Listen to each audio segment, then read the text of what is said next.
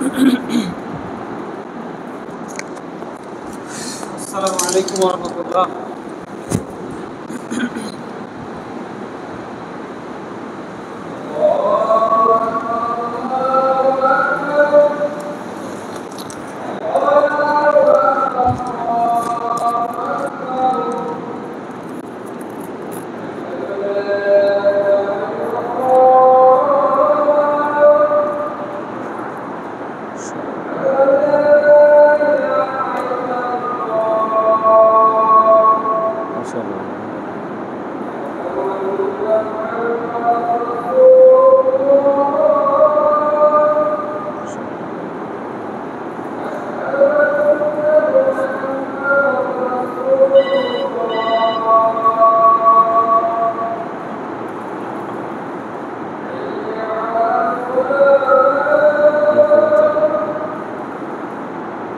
মসজিদে আছি।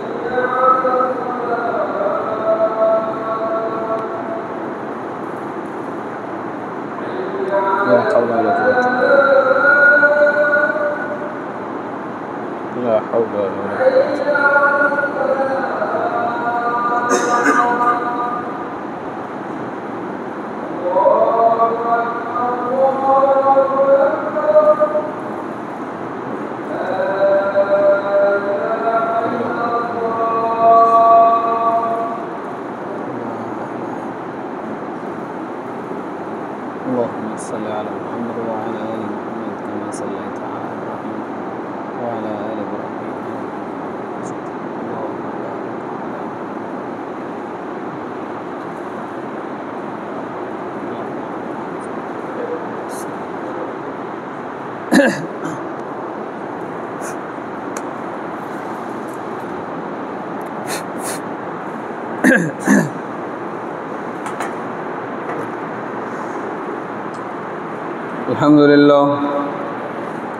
الحمد لله نحمده ونستعينه ونستغفره ونؤمن به ونتوكل عليه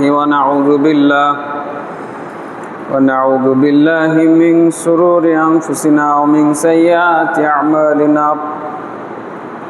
من يهده الله فلا مضل له ومن يضلله فلا هادي له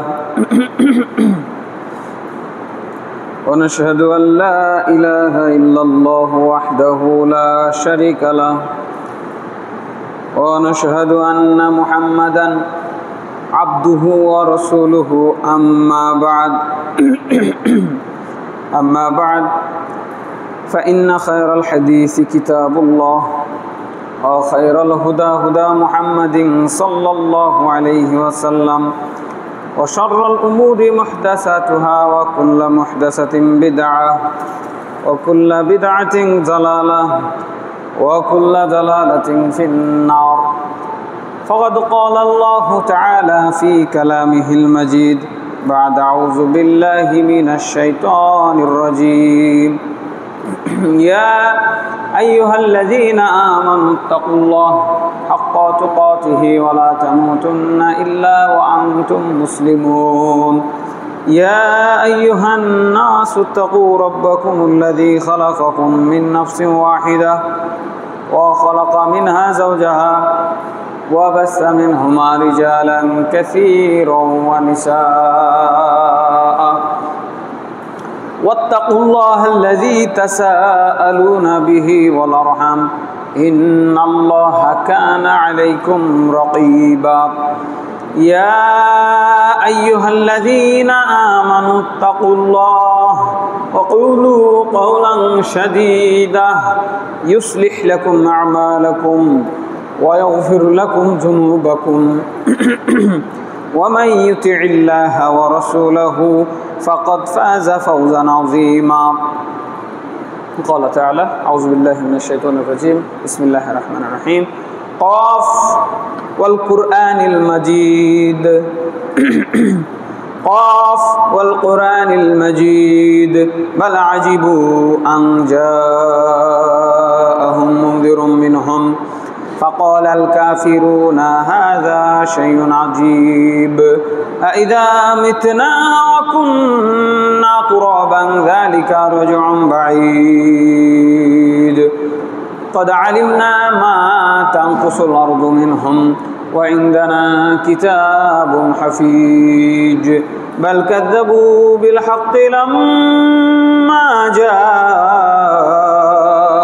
فهم في أمر مريج أفلم ينظروا إلى السماء فوقهم كيف بنيناها وزيناها وما لها من فروج والأرض مددناها وألقينا فيها رواسي وأنبتنا فيها من كل زوج بهيج تبصرة وذكرى لكل عبد منيب ونزلنا من السماء ماء مباركا فأنبتنا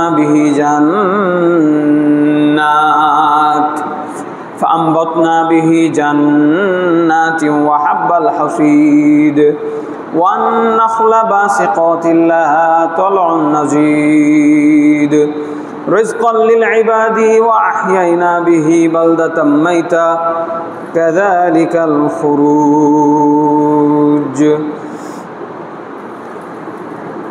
যাবতীয় প্রশংসা গুণগান আল্লাহ রাব্বুল আলামিনের জন্য, যার অশেষ মেহেরবানিতে একটি জুমা পার করে আমরা আবারও আল্লাহ রাব্বুল আলামিনের দরবারে হাজির হয়েছি তার গুণগান করার জন্যে, তার জিকির আজকার করার জন্যে, তার ইবাদত করার জন্যে। সেই আল্লাহর দরবারে শুকরিয়া তান সবাই বলি আলহামদুলিল্লাহ। দরুদ ও শান্তির ধারা বর্ষিত হোক আমাদের শেষ নবী, প্রিয় নবী মুহাম্মদ রাসূলুল্লাহ সাল্লাল্লাহু আলাইহি ওয়াসাল্লামের উপরে, যার আদর্শ এই পৃথিবীতে সর্বোত্তম আদর্শ, যার আদর্শকে বাস্তবায়নের মাধ্যমে একজন মানুষ দুনিয়া এবং আখিরাতে কল্যাণপ্রাপ্ত হতে পারে, মর্যাদামণ্ডিত হতে পারে। আল্লাহ রাব্বুল আলামিন সেই নবীর উপরে সালাত ও শান্তি বর্ষণ করুন এবং তার পরিবারবর্গের উপরেও শান্তি বর্ষিত করুন এবং কিয়ামত পর্যন্ত যত মানুষ তার অনুসরণ করেছে, করছে এবং করবে সবার উপরে দয়া ও রহমত শান্তি বর্ষণ করুন, আল্লাহুম্মা আমিন। সম্মানিত মসজিদের মুসল্লি, আমরা একটি ধারাবাহিক বিষয় নিয়ে আলোচনা করছিলাম। কোন বিষয়ে মানুষের মর্যাদা বৃদ্ধি পায়। আমরা মর্যাদার মানদণ্ড, মানুষ যে মানদণ্ড বুঝে সেই মানদণ্ড পরিবর্তন করে কোরআন সুন্নাহ ভিত্তিক একটি মানদণ্ড দাঁড় করানোর চেষ্টা করেছি এবং বলার চেষ্টা করেছি, বোঝানোর চেষ্টা করেছি যে টাকা পয়সা দিয়ে যে মান সম্মান অর্জিত হয় সেটি ক্ষণস্থায়ী, দীর্ঘস্থায়ী মান সম্মান, দীর্ঘস্থায়ী মর্যাদা সেটি যেটি আল্লাহ রাব্বুল আলামিনের নির্দেশিত পথে অর্জিত হয়। আল্লাহ রাব্বুল আলামিন যার মর্যাদা বৃদ্ধি করেন তাকে লাঞ্ছিত করার, অপমানিত করার সাধ্যাধিকার নেই। আল্লাহ রাব্বুল আলামিন যাকে লাঞ্ছিত করেন পৃথিবীর কোনো শক্তি তাকে সম্মানিত করতে সক্ষম হয় না, হবে না, কিয়ামত পর্যন্ত হবে না। আমরা বেশ কয়েকটি বিষয় আলোচনা করেছি, আমি সেগুলো একটু রিভিউ করতে চাই। 1 নম্বর ঈমান আনা এবং নেক আমল করা, 2 নম্বর সালাতের প্রতি যত্নশীল হওয়া, 3 নম্বর পায়ে হেঁটে মসজিদে গমন করা, 4 নম্বর জামাতে সালাত আদায় করার সময় কাতারের মাঝে ফাঁকা জায়গা বন্ধ করা, 5 নম্বর তাকওয়া অবলম্বন করা, আল্লাহ ভীতি অবলম্বন করা, 6 নম্বর আল্লাহর জন্য বিনয়ী হওয়া, 7 নম্বর বিপদে আপদে ধৈর্য ধারণ করা এবং 8 নম্বর আল্লাহর রাস্তায় জিহাদ করা। আমরা এই 8টি বিষয় আলোচনা করেছিলাম, যেই বিষয়গুলো আমরা বিস্তারিত বর্ণনা করেছি বিগত পরপর 2 জুমায়, যার মাধ্যমে একজন বান্দার সম্মান আল্লাহ তাআলা বাড়িয়ে থাকেন। জিহাদের বিষয়ে একটি আয়াত বলেই আমি পরবর্তী পয়েন্টগুলো আলোচনা করব ইনশাআল্লাহ। আল্লাহ রাব্বুল আলামিন বলছেন, ওয়াফাদ্দালাল্লাহু আল মুজাহিদিনা আলাল কাঈদিন আজরান আযীমা। আল্লাহ রাব্বুল আলামিন মুজাহিদ মুমিনদের মর্যাদা এর থেকে মুমিন ওই যারা বাড়িতে বসে থাকে তাদেরকে বেশি পুরস্কৃত করার মাধ্যমে তাদেরকে মর্যাদামণ্ডিত করেন। দারাজাতিন মিনহু ওয়া মাগফিরাতান, দারাজাতিন মিনহু ওয়া মাগফিরাতান ওয়া রাহমাতান ওয়া কানা আল্লাহু গফুরুর রহিমা। এবং তাদের জন্য স্পেশাল পুরস্কার থাকবে এবং তাদেরকে মর্যাদামণ্ডিত করবেন, উন্নত মর্যাদা দান করবেন, তাদেরকে ক্ষমা করে দিবেন এবং আল্লাহ রাব্বুল আলামিন বড়ই ক্ষমাশীল বড়ই দয়াবান। আমরা জিহাদ নিয়ে আলোচনা করে শেষ করেছিলাম। জিহাদ একটি অত্যন্ত গুরুত্বপূর্ণ এবং মর্যাদামণ্ডিত আমল। আল্লাহ রাব্বুল আলামিন অত্র আয়াতেও বিষয়টি স্বীকৃতি দিলেন, উল্লেখ করলেন যে সমস্ত মুমিন বান্দারা ঘরে বসে থাকে তারাও মুমিন, তারাও আল্লাহর কাছে পুরস্কার পাবেন, তাদেরকেও আল্লাহ ভালোবাসেন, কিন্তু তাদের মর্যাদা বেশি যারা আল্লাহর রাস্তায় জিহাদ করেন, বাড়িতে বসে থাকেন না, তাদের মর্যাদা আল্লাহর কাছে বেশি এবং আল্লাহ তাদেরকে পুরস্কারও বেশি দিবেন। তবে জিহাদি তামান্না যাদের মধ্যে থাকে না, শহীদ হওয়ার তামান্না, শাহাদাতের মর্যাদা লাভের তামান্না যাদের মধ্যে থাকে না, যারা বাসায় বসে থাকে, তাদের মধ্যে মুনাফিকি তাদেরকে আবিষ্ট করার একটি চান্স থাকে, মুনাফিক হয়ে মৃত্যুবরণ করার একটা সুযোগ তাদের জন্য থেকে যায়। কারণ শেষ জীবনে বার্ধক্য অবস্থায় মানুষ কিন্তু বিচলিত হয়ে যায়, দিনের উপরে দাঁড়িয়ে থাকা কষ্টকর হয়ে যায়। এজন্য সর্বোত্তম মৃত্যু হচ্ছে চলতে ফিরতে আল্লাহর রাস্তায় জীবন বিলিয়ে দিয়ে কোনো কাফেরকে হত্যা করতে গিয়ে সেই কাফেরের হাতে মৃত্যুবরণ করা, এটি হচ্ছে সর্বোত্তম মৃত্যু। মৃত্যু যন্ত্রণা নিয়ে আমি যখন আলোচনা করেছিলাম তখন বলেছিলাম যে এই মৃত্যুর যন্ত্রণা এত বাস্তবতা পূর্ণ একটি বিষয়, নবীকে পর্যন্ত ছাড় দেওয়া হবে না। একজন নবী পর্যন্ত মৃত্যুর সময় কষ্ট পেয়েছেন, তার মুখে পানি ছিটিয়ে তিনি বলেছেন ইন্নালিল মাউতি লা সাকরাত, মৃত্যুর যন্ত্রণা বড়ই কঠিন। কিন্তু একজন মুজাহিদ, আল্লাহু আকবার, একজন মুজাহিদ যে আল্লাহ রাস্তায় যুদ্ধ করে এবং শহীদ হয়, তার মৃত্যু যন্ত্রণা একেবারে অতি সামান্য, একটা পিঁপড়াই কামড় দিলে যেমন লাগে তার মৃত্যু যন্ত্রণা এত সহজ হবে। কাজেই আমাদের সবার মধ্যে এই তামান্না রাখতে হবে আমরা যেন আল্লাহর রাস্তায় শহীদ হতে পারি। আল্লাহ আমাদের কবুল করুন, আল্লাহুম্মা আমিন। যে আয়াতটি পাঠ করলাম সেটি মূলত সূরা মুজাদালার 11 নম্বর আয়াত ছিল। এরপরে সেটি সূরা নিসার 95 নম্বর আয়াত ছিল। এবারে আমরা 9 নম্বর পয়েন্ট নিয়ে আলোচনা করব, সেটি হচ্ছে দ্বীনের ইলম অর্জন করা। একজন মানুষ আল্লাহর কাছে মর্যাদামণ্ডিত হতে পারে যেই মানুষ দ্বীনের জ্ঞান, ইসলামের জ্ঞান অর্জন করবে এর মাধ্যমে। আমরা দ্বীনের জ্ঞান বলতে গিয়ে দ্বীন শব্দের অর্থও আমরা অনেকে হয়তো জানি না।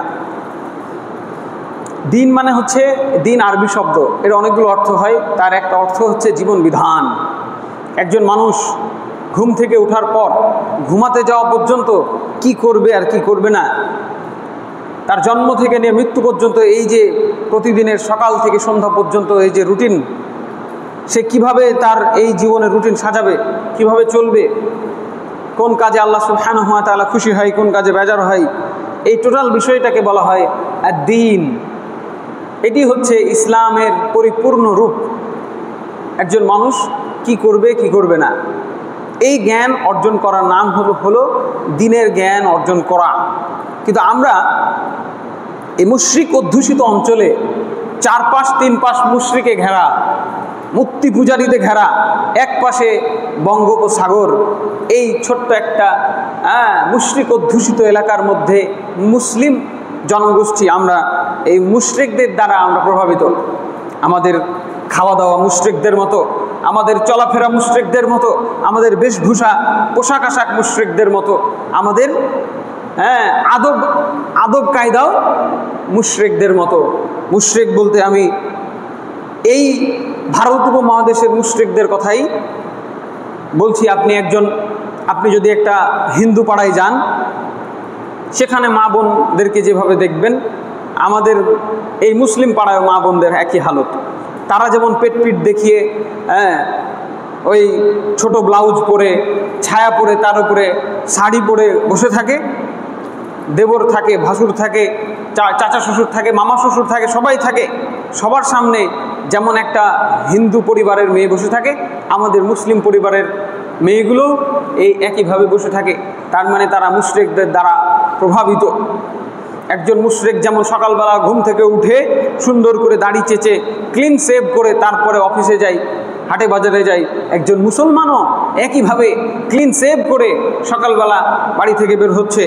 একজন মুশরিক যেভাবে ব্যবসা করতে গিয়ে মানুষকে ঠকিয়ে হারাম উপার্জন করছে, একজন মুসলিমও তার দেখা দেখি সেই একই কায়দায় কার্যকলাপে ব্যস্ত রয়েছে। একজন মুশরিক যেমন তার বাড়িকে সোনা রূপা দিয়ে চাকচিক্যময় করে, আলিশান করে, অপচয় করে বানাচ্ছে, একজন মুসলিমও তার দেখা দেখি তার সাথে প্রতিযোগিতামূলকভাবে বাড়ি ঘরকে এইভাবে চাকচিক্যময় করে বানাচ্ছে। মনে হয় যেন এই পৃথিবীতেই তার থেকে যাওয়ার জায়গা, এই পৃথিবীতেই যেন সে থেকে যাবে সারা জীবন। একজন মুসলিম যেমন ফজর যায়, জোহর যায়, আসর যায়, মাগরিব যায়, ইশা যায়, একবারও মসজিদে ঢুকে না। একইভাবে দেখবেন প্রায় 98 জন মুসলমানের একই হালত, একই দশা। তারা ফজর যায়, জোহর যায়, আসর যায়, মাগরিব যায়, মসজিদমুখী হয় না। লা হাওলা ওয়ালা কুওয়াতা ইল্লা বিল্লাহ। এটা হচ্ছে এই মুশরিকদের মাঝে থাকার ফল। এই মুশরিক পরিবেশে, হিন্দু পরিবেশে থাকার ফল হচ্ছে এইটা। সেই পাকিস্তান আমলে তাদের ভুল হয়েছিল এইভাবে মুশরিকদের মধ্যে মুসলমানদেরকে রাখা। তারা চেয়েছিল এবং করেছিল, আলহামদুলিল্লাহ। তারা মুশরিকদের থেকে আলাদা হয়েছিল বটে, কিন্তু দুই পাকিস্তানকে দুই পাশে রেখে মধ্যে ভারতের মুশরিকরা থেকে, আর ভারতের মধ্যেও আবার ছড়িয়ে ছিটে মুসলিমদের এই যে বাসভূমির প্রতি তাদের যে মোহাব্বত, তাদের যে আবেগ, এইগুলোর কারণে মুসলমানরা এই মুশরিকদের সাথে মিশে থেকে গেছে। রাসূল সাল্লাল্লাহু আলাইহি ওয়াসাল্লাম বলেছেন, লা তাকুমু সাআত হাত্তা তালহাকা কাবাইলু মিন উম্মতি বিল মুশরিকিন। ততক্ষণ পর্যন্ত কিয়ামত হবে না যতক্ষণ পর্যন্ত না আমার এই উম্মত মুশরিকদের সাথে মিশে যায়। তারই ভবিষ্যৎবাণী হিসেবেই হয়তোবা বাধ্য হয়ে মুসলমানরা আজকে এইভাবে মুশরিকদের সাথে মিশে গেছে। লা হাওলা ওয়ালা কুওয়াতা ইল্লা বিল্লাহ। আল্লাহ আমাদেরকে এই অভিশপ্ত পরিস্থিতি থেকে, পরিবেশ থেকে রক্ষা করুন, হেফাজত করুন। আল্লাহুম্মা আমিন। আল্লাহ রাব্বুল আলামিন এই দিনের জ্ঞান অর্জন করার জন্য বারবার তাকিদ দিয়েছেন। আমি 3টি পর্বে ইলম অর্জনের গুরুত্ব, প্রয়োজনীয়তা এগুলো নিয়ে আমি আলোচনা করেছি অতীতে। আজকে আমি সেদিকে যাচ্ছি না, সংক্ষেপে শুধু বলতে চাই এটি কত মর্যাদার একটি বিষয়। আল্লাহ রাব্বুল আলামিন বলছেন, ইয়ারফাইল্লাহুল্লাযীনা আমানু মিনকুম ওয়াল্লাযীনা উতুল ইলমা দারাজাত ওয়াল্লাহু বিমা তা'মালুনা খাবীর। তোমাদের মধ্যে যারা ঈমান এনেছে এবং যারা যাদেরকে উতুল ইলমা, যাদেরকে জ্ঞান দেওয়া হয়েছে, যারা জ্ঞানপ্রাপ্ত, যারা জ্ঞানী, তাদেরকে আল্লাহ রাব্বুল আলামিন উচ্চ মর্যাদা দান করবেন। বলুন সুবহানাল্লাহ। আর তোমরা যা করো আল্লাহ তা ভালোই জানেন। সারাদিন কোন পড়াশোনায় ব্যস্ত থাকলেন, কোন পড়াশোনা, কোন জ্ঞানের জন্য ব্যস্ত থাকলেন, কেন, কোন তাগিদে, আল্লাহ রাব্বুল আলামিন ভালোই জানেন। আল্লাহর দিনকে বেশি গুরুত্ব দিলেন নাকি দুনিয়াকে বেশি গুরুত্ব দিলেন, আল্লাহ রাব্বুল আলামিন ভালোই জানেন। জমি জমার হিসাব সবই বুঝলেন। ওই ভিনদেশি ভাষা শিখে চলে গেলেন, কোটি টাকা আয় উপার্জন করতে পারলেন, সবই পারলেন, আল্লাহর কালাম শিখতে পারলেন না, আল্লাহর কালাম বুঝতে পারলেন না। আল্লাহ রাব্বুল আলামিন ভালোই জানেন। তাই আল্লাহ তাআলা স্মরণ করে দিলেন সূরা মুজাদালা আয়াত নম্বর 11। এরপরে ওয়ান আবি হুরায়রা قال سمعت رسول الله صلى الله عليه وسلم يقول, আবু হুরায়রা রাদিয়াল্লাহু আনহু বলছেন যে রাসূল সাল্লাল্লাহু আলাইহি ওয়াসাল্লামকে আমি বলতে শুনেছি, তিনি বলেছেন, আলা ইন্নাদ দুনিয়া মালউনাতুন ওয়া মালউনুন মা ফিহা। নিশ্চয়ই এই পুরো পৃথিবীটা অভিশপ্ত, এই দুনিয়া অভিশপ্ত এবং এই দুনিয়ার মধ্যে যা কিছু রয়েছে সব কিছু অভিশপ্ত। যা কিছু দেখা যাচ্ছে, যা কিছু অনুভব করা যাচ্ছে, সব কিছুই অভিশপ্ত। প্রত্যেকটা অস্তিত্বময় জিনিস এই পৃথিবীতে অভিশপ্ত। ইল্লা যিকরুল্লাহি তাআলা ওয়া মা ওয়ালাহু ওয়া আলিমান ওয়া মুতাআল্লিমান। শুধুমাত্র আল্লাহর জিকির বাদ দিয়ে এবং জিকির সংশ্লিষ্ট বিষয় বাদ দিয়ে, আলেম বাদ দিয়ে এবং ইলমের ছাত্র বাদ দিয়ে, শিক্ষক ছাত্র বাদ দিয়ে যারা আল্লাহর দ্বীনের জ্ঞান অর্জন করে, এই মানুষগুলো বাদ দিয়ে যারা আল্লাহর দ্বীনের জ্ঞান শিখে এবং শেখায়, এরা বাদ দিয়ে এই পৃথিবীতে যে আছে, যা কিছু আছে সবাই অভিশপ্ত, অটোমেটিক অভিশাপ। নাউজুবিল্লাহ বলবেন না? অভিশাপের মধ্যে রয়েছেন। যদি আপনার দিন শুরু না হয় আল্লাহর কালাম দিয়ে, জিকির দিয়ে, আল্লাহর নাম নিয়ে যদি দিন শুরু না করেন, আপনি অভিশপ্তদের কাতারে রয়ে গেছেন। যদি আপনি কোরআন না শিখেন, যদি আপনি কোরআনের বার্তা না বুঝেন, যদি আপনি ইসলামের জ্ঞান অর্জন না করেন, তাহলে আপনি আমি অভিশপ্ত বলে গণ্য হব। আল্লাহ রসুল সাল্লাল্লাহু আলাইহি ওয়াসাল্লাম বলে দিলেন, তিরমিজি হাদিস নাম্বার 2322। আল্লাহ রাব্বুল আলামিন আমাদেরকে অভিশপ্ত হওয়া থেকে নিরাপদ রাখুন, আল্লাহুম্মা আমিন। তিনি আমাদের সুবুদ্ধি দান করুন, আল্লাহর দ্বীনের জ্ঞান অর্জন করার তৌফিক দান করুন, আল্লাহুম্মা আমিন। তাহলে অত্র যে আলোচনা থেকে বুঝলাম যে মানুষের জ্ঞান বাড়বে, সাথে সাথে তার মর্যাদা বাড়বে। কোন জ্ঞান? ইসলামের জ্ঞান। কিভাবে ঈমান আনতে হয়, কিভাবে শিরিক থেকে মুক্ত থাকা যায়, কিভাবে নামাজ পড়তে হয়, কিভাবে রোজা করতে হয়, কিভাবে নামাজ ভেঙে যায়, কিভাবে রোজা ভেঙে যায়, কোন পাপে কি কাফফারা রয়েছে, হজে যাব, হজের বিষয় আদি কেমনে কি পালন করতে হবে, এই যে টোটাল মৌলিক জ্ঞান। এর পাশাপাশি আনুষাঙ্গিক যে মুআমালাত রয়েছে, ব্যবসা বাণিজ্য করব কিভাবে, হালাল হারাম কিভাবে জানবো, এই জ্ঞান অর্জন করতে হবে। এই জ্ঞান অর্জন না করলে একজন মানুষ পৃথিবীতে অভিশপ্ত হিসেবে থেকে যাবে। হ্যাঁ, আর যারা জ্ঞান অর্জন করবে তারা প্রত্যেকেই আল্লাহর কাছে সম্মানিত বলে গণ্য হবে, তারা প্রত্যেকেই আল্লাহর কাছে মর্যাদামণ্ডিত বলে গণ্য হবে। আল্লাহ রাব্বুল আলামিন আমাদেরকে মর্যাদামণ্ডিত করুন, আল্লাহুম্মা আমিন। এরপরে 10 নম্বর পয়েন্ট হচ্ছে তাহাজ্জুদের সালাত আদায় অভ্যস্ত হওয়া। সাহাল বিন সাআদ রাদিয়াল্লাহু আনহু বলেন, জিবরাইল আলাইহিস সালাম এসে রাসূল সাল্লাল্লাহু আলাইহি সাল্লামকে বললেন, ইয়া মুহাম্মদ, শারাফুল মুমিনি কিয়ামুল লাইল ওয়া ইজ্জুহু ইস্তিগনাউহু আনিন নাস।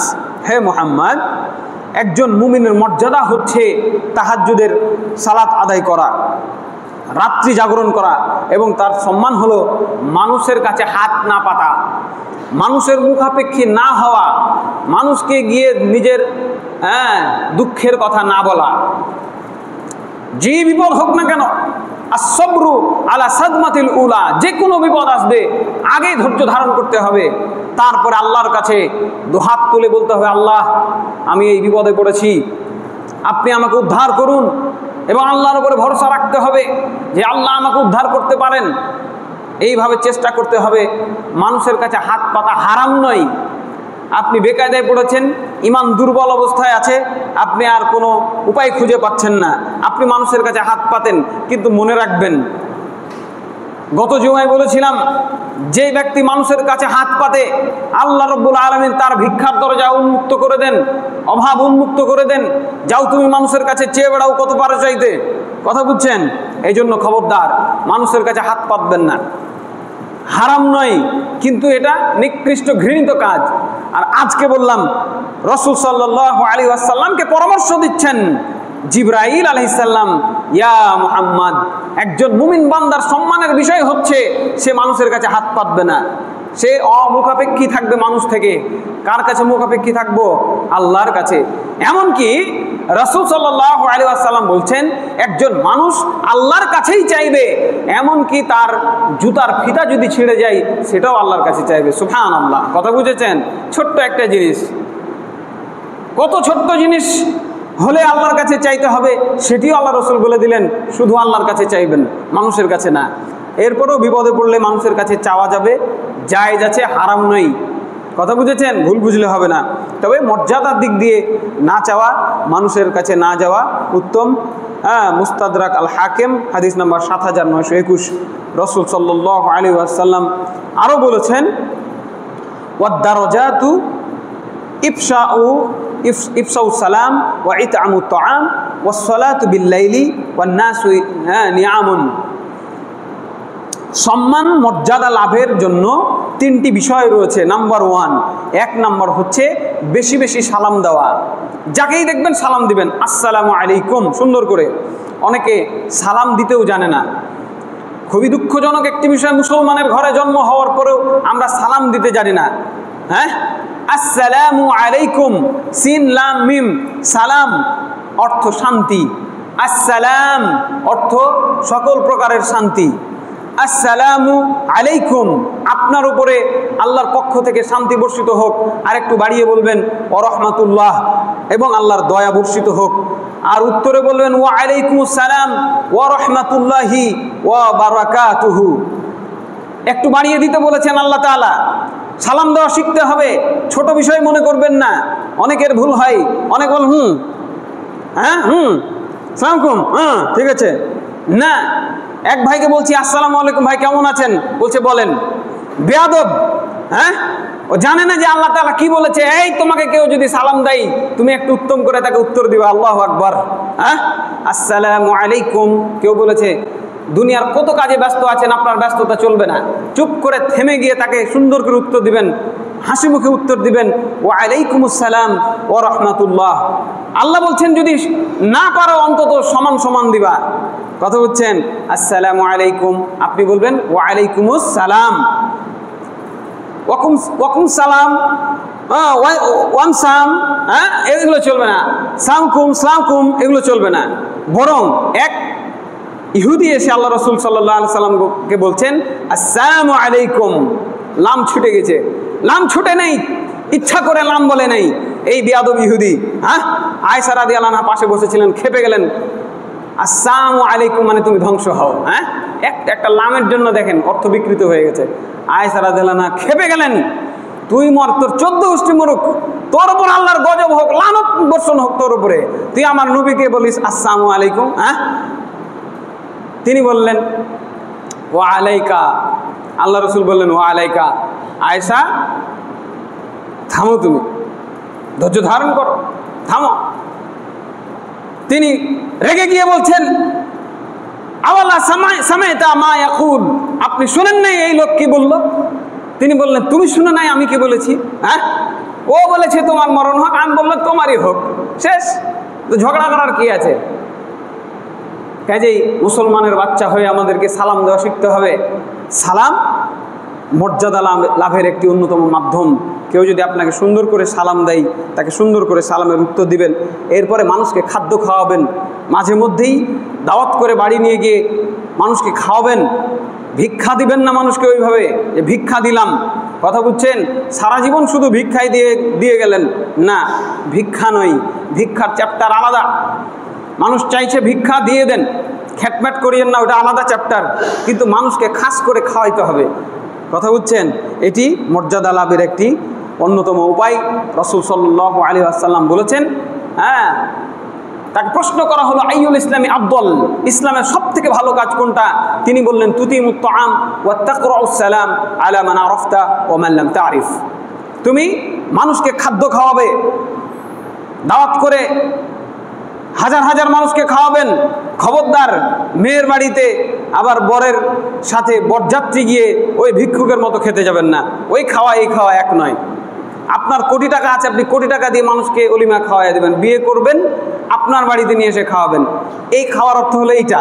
আবার মেয়ের বাপকে আবার চাপাইয়ে দিয়েন না, দেখেন খাওয়ানোটা কত উত্তম কাজ, অতএব আমার 100 লোক যাবে। হ্যাঁ, দর কষাকষি শুরু হয়ে গেল। ওই 100 লোক যাওয়াকে কেন্দ্র করে বিয়েই হলো না। আছে না এরকম? লজ্জাজনক বিষয় মুসলমানের জন্য, লজ্জা এটি। আল্লাহ রাসূল সাল্লাল্লাহু আলাইহি সাল্লাম সাহাবীদেরকে বলতেন বিয়ে করেছো, অলিমা করে দাও, খাওয়ায় দাও, কিছু মানুষ ডেকে নেয়। হ্যাঁ, আর সালাম দিবে কাকে? যাকে চিনো তাকেও সালাম দিবে, যাকে চিনো না তাকেও সালাম দিবে। এখানে একটি মাসআলা চলে আসে। মাসআলার বিষয়ে আমি সবসময় বলবো 2-3 জায়গায় জানবেন ভালো করে।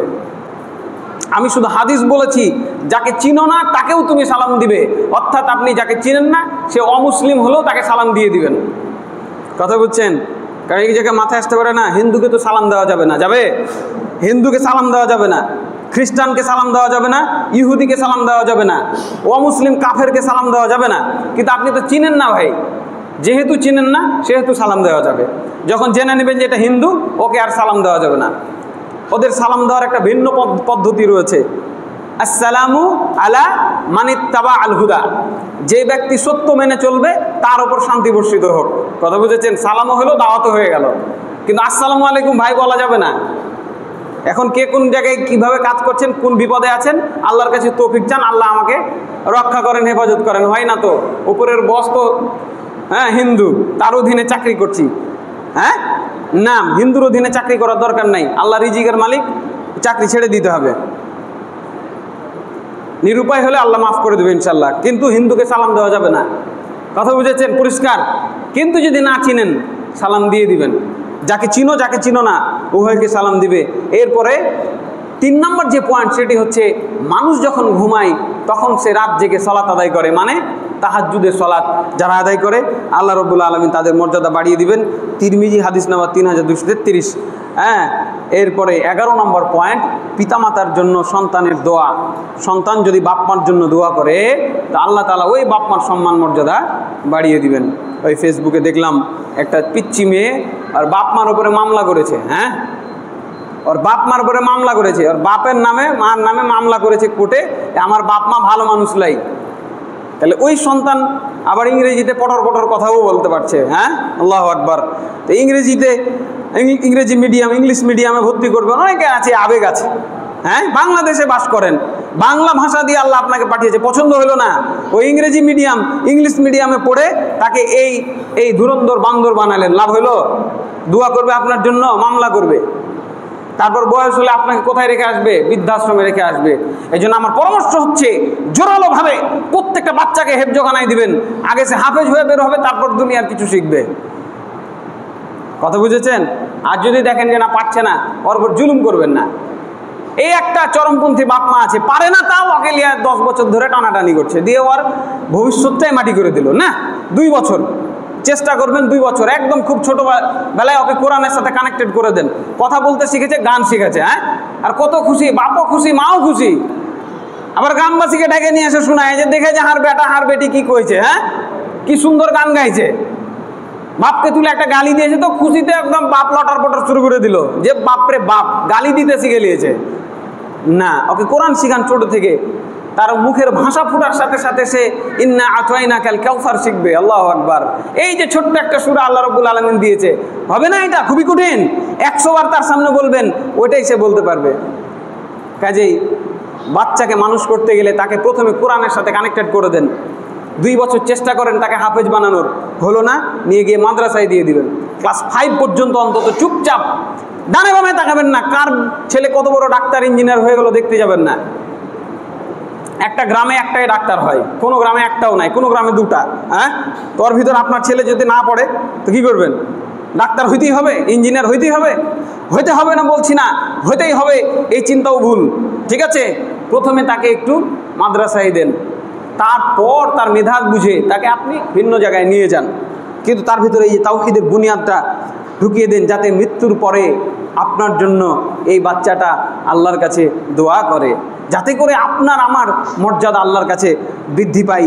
রাসূল সাল্লাল্লাহু আলাইহি ওয়াসাল্লাম বলছেন, ইন্নাল্লাহা আযজা ওয়া জাল্লা লা ইয়ারফাউ দারাজাতা লিল আবদিস সালিহি ফিল জান্নাহ। আল্লাহ রাব্বুল আলামিন জান্নাতের ভিতরে কিছু নেক বান্দার মর্যাদাকে বাড়িয়ে দিবেন। ফায়াকুলু ইয়া রাব্বি আন্না লিহাদিহি, সেই বান্দা গিয়ে আল্লাহকে বলবে, আল্লাহ এই মর্যাদার আমি হকদার কিভাবে হইলাম? এত মর্যাদা আপনি আমাকে কিভাবে দিলেন, কেন দিলেন? আল্লাহকে সেই বান্দা প্রশ্ন করবে। তখন আল্লাহ রাব্বুল আলামিন তাকে বলবেন, ফায়াকুলু বি ইস্তিগফারি ওয়ালাদিকা লাকা, তোমার সন্তান দুনিয়াতে তোমার জন্য দোয়া করেছিল। সুবহানাল্লাহ। দুনিয়াতে তোমার সন্তান তোমার জন্য আমার কাছে ক্ষমা চেয়েছিল, তাই আমি আজকে তোমার এই মর্যাদাটা বাড়িয়ে দিয়েছি। দেখলেন, বাচ্চা যদি ভালো হয়, আপনার জন্য যদি দোয়া করে, তাহলে আল্লাহর কাছে গিয়ে আপনার আমার মর্যাদা বেড়ে যাবে। হ্যাঁ, ইবনে মাজাহ হাদিস নাম্বার 3660। রাসূল সাল্লাল্লাহু আলাইহি ওয়াসাল্লাম বলছেন, ইযা মাতা ইবনে আদম ইনকাতা আনহু আমালুহু ইল্লা মিন সালাস, মানুষ মারা গেলে, আদম সন্তান মারা গেলে তার আমলের সব দরজা বন্ধ হয়ে যায়, কিন্তু 3টা বাদে। সাদাকাতিন জারিয়া, একটা হলো সাদকায়ে জারিয়া, মসজিদ, মাদ্রাসা, হ্যাঁ, রাস্তাঘাট, যেখানে আপনি স্থায়ী কিছু করে যেতে পারেন, যেটা থেকে মানুষের উপকার হবে, যেই আমলের মাধ্যমে আপনি কবরে শুয়ে শুয়ে নেকি পাবেন। এরপরে আও ইলমিন ইয়ানতাফাউ বিহি, এমন জ্ঞান রেখে যাবেন পৃথিবীতে, বই লিখে রেখে যাবেন, বক্তৃতা দিয়ে রেখে যাবেন, দুইটা স্টুডেন্ট তৈরি করে রেখে যাবেন, মাদ্রাসা তৈরি করে রেখে যাবেন, যে জ্ঞানের মাধ্যমে মানুষ উপকৃত হবে, এর মাধ্যমে মরার পরেও আমি আপনি নেকি পেতে থাকবো। আর আও ওয়ালাদিন সালিহিন ইয়াদউ লাহু, ওই নেককার সন্তান যে তার বাপ মার জন্য আল্লাহর কাছে দোয়া করে। কথা বুঝছেন? তাহলে সম্মান বৃদ্ধির এই আরেকটি পয়েন্ট হচ্ছে ভালো সন্তান রেখে যাওয়া, যারা বাপ মার জন্য দোয়া করবে। আপনি আপনার বাচ্চা কাচ্চাকে দেখিয়ে, তাকে সাথে নিয়ে আপনার বাপ মার জন্য দোয়া করবেন। আপনার বাপ মার জন্য আপনি আপনার সন্তানের সামনে দোয়া করবেন। তাহলে এই সন্তান শিখবে যে হ্যাঁ, বাপ মা মারা গেলে বাপ মার জন্য এভাবেই দোয়া করতে হয়। কথায় কথায় আমরা খালি হুজুরের কাছে যাই, হুজুর একটু দোয়া করে দেন, এই হুজুর একটু দোয়া করে দেন, এই প্রথাকে এই বাংলার মাটি থেকে বিলুপ্ত করতে হবে। এই প্রথা আল্লাহ রাসূল সাল্লাল্লাহু আলাইহি সাল্লামের জামানায় এইভাবে ছিল না। কথা বুঝেছেন? সন্তানটাকে কোলে নিয়ে গিয়ে বলতেন, ইয়া রাসূলুল্লাহ একটু দোয়া করে দেন। তিনি মুসল্লিকে ডেকে নিয়ে বলতেন না যে আসো সবাই মিলে হাত তুলো, অমুক দোয়া চেয়েছে আমার কাছে, মাবুদ তুমি তার ছেলেটাকে জান্নাতি করে দিও। হ্যাঁ, এইভাবে তিনি দোয়া করতেন না। তিনি এইভাবে গায়ে হাত দিয়ে বলতেন, হ্যাঁ, বারাকাল্লাহু লাকা ওয়া আলাইকা, বারাকাল্লাহু লাকা, বারাকাল্লাহু লাহু ফি মালিহি ওয়া ওয়ালাদিহি। হ্যাঁ, আল্লাহ তাকে বরকত দেখ, আল্লাহ তাকে ধন সম্পদ দেখ, আল্লাহ তাকে মেলায় বাচ্চা কাচ্চা দেখ। সকালবেলা আপনি ডাক্তারের কাছে গিয়ে বাচ্চা নষ্ট করে, চিরস্থায়ী বন্দোবস্ত করে, জীবনে যেন আপনার বাচ্চা না হয়, তারপরে আপনি ইমামকে এসে বলছেন একটু দোয়া করে দেন। হ্যাঁ, একটু দোয়া করে দেন। আর আল্লাহ রাসূল কি বললেন? বেশি বেশি যেন বাচ্চা হয়। সব থেকে উত্তম মহিলা আল্লাহর কাছে ওই মহিলা, যেই মহিলা বেশি বাচ্চা দিতে পারে। হ্যাঁ, ডাক্তারের কাছে গিয়ে ডিএনসি করে পেটের ভেতরে থাকা 2 মাস 4 মাস 6 মাস পর্যন্ত বাচ্চা নষ্ট করে আপনি এসেছেন ইমাম সাহেবের কাছে দোয়া করতে। লজ্জা লাগে না আপনার? হ্যাঁ, দোয়া চাইতে লজ্জা লাগে না? জি না, দোয়া চাওয়ার এই প্রবণতা, এই মন মানসিকতা চেঞ্জ করে ফেলতে হবে। দোয়া নিজে করবেন, নিজের বাপের জন্য, নিজের মায়ের জন্য, নিজের আত্মীয় স্বজনের জন্য, সবার জন্য। হ্যাঁ, ইমাম সাহেবকে দিয়েও দোয়া করাবেন সার্বিক প্রয়োজনে। সার্বিক প্রয়োজন। দেশে যে গজব চলছে সকাল সন্ধ্যা, এই টেলিভিশনে, এই খবরের কাগজে যত রকমের অপকর্ম দেখছেন, এগুলো শুধু গজবের ফল। এই মুসলমান অধ্যুষিত দেশে কাফেরদেরকে চাপিয়ে দেওয়া হয়েছে, গজবের ফল। দোয়া করেন, প্রত্যেক জুমাই ইমামকে নিয়ে দোয়া করেন, আল্লাহ এই গজব হটিয়ে দাও, মুসলিম শাসক পাঠিয়ে দাও যারা তোমার বিধান অনুযায়ী দেশটাকে পরিচালনা করবে। হ্যাঁ, মুসলিম শাসক হয়ে গেলে ঘরে ঘরে মুসলমান খুঁজে পাওয়া যাবে না। কথা বুঝেছেন? এই মুসলমান শাসকের বিরুদ্ধে রাস্তায় নেমে যাবে। এই জুলাই গণ অভ্যুত্থান তৈরি হবে মুসলমান শাসকের বিরুদ্ধে।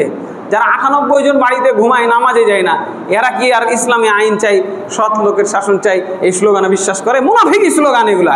হ্যাঁ, আল্লাহর আইন চাই, নিজের শরীরে আল্লাহর আইন বাস্তবায়ন করলেন না। হ্যাঁ, পাশের বাড়ির পাশের জমিওয়ালার জমি দখল করে নিয়ে আপনি আল্লাহর আইন চাইছেন। হ্যাঁ, লা হাওলা ওয়ালা কুওয়াতা ইল্লা বিল্লাহ। বাংলার মানুষ ইসলাম চায় না, বাংলার মানুষ ইসলাম ভালোবাসে, শুধু আল্লাহকে ভালোবাসে। আলহামদুলিল্লাহ, এটা একটা ভালো দিক। আল্লাহ কখন খুশি হয়ে মানুষের অন্তর পরিবর্তন করেও দিতে পারে। এই জন্য দোয়া করতে হবে। বৃষ্টি বন্ধ হয়ে যাচ্ছে, পক্ষীকুল, মানবকুল, প্রাণীকুল সবাই তৃষ্ণায় একদম কলিজা ফেটে যাচ্ছে, কাঠ হয়ে যাচ্ছে। দোয়া করেন ইমাম সাহেবকে নিয়ে, কোনো সমস্যা নাই। কিন্তু সন্তান রেখে যেতে হবে, যেই সন্তান আপনার জন্য দোয়া করবে, এবং আপনি ওই সন্তানকে দেখিয়ে দেখিয়ে দোয়া শিখিয়ে যাইতে হবে। খালি বলে দিলে, নসিহত করে দিলে হয় না। চট করে বলে বসবে, আপনি তো আবার হ্যাঁ দাদা দাদির লেগে দোয়া করেন। হ্যাঁ, বুঝেছেন? ছোট বাচ্চার অন্তর কিন্তু পরিশুদ্ধ হয়, কাজেই তাকে দেখিয়ে, তাকে শিখিয়ে দিবেন এইভাবে বাপ মার জন্য দোয়া করতে হয়। তাহলে আল্লাহ তাআলা এই সন্তানের মাধ্যমে ওই বাপ মার মর্যাদা বাড়িয়ে দিবেন। বলুন সুবহানাল্লাহ। হ্যাঁ, এরপরে দেখেন আল্লাহ রাব্বুল আলামিনও বলছেন, ওয়াল্লাযীনা আমানু ওয়াত্তাবাআহুম যুররিয়াতুহুম বিঈমান।